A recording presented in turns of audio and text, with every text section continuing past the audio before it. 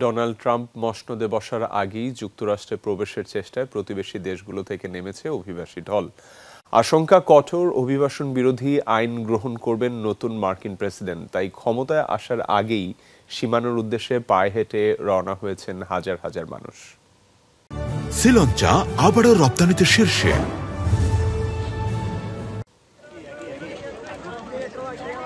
Mexico থেকে যুক্তরাষ্ট্রের সীমান্তের দিকে রওনা দিয়েছে অসংখ্য মানুষ। অনেকেই আবার পরিবার নিয়ে পায়ে হেঁটে রওনা দিয়েছেন দীর্ঘ অনিশ্চিত পথের দিকে।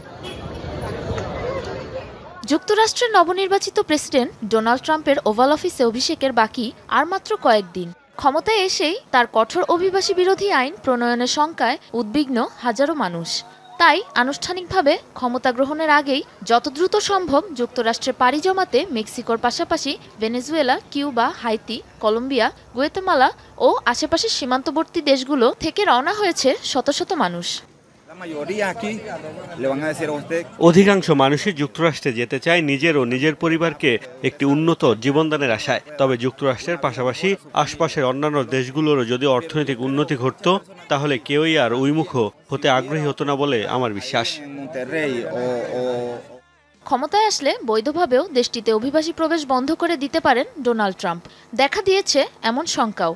মেক্সিকোর অভিবাসী প্রবেশ ঠেকাতে দেশটির ওপর বাড়তি করারোপের হুমকিও দিয়েছেন ট্রাম্প। এগিয়ে যাওয়া ছাড়া আর কোনো উপায় নেই আমাদের। আমরা আর আমাদের অস্থিতিশীল জীবনে ফিরে যেতে চাই না। সেখানে আমাদের জন্য আর কিছুই অবশিষ্ট নেই।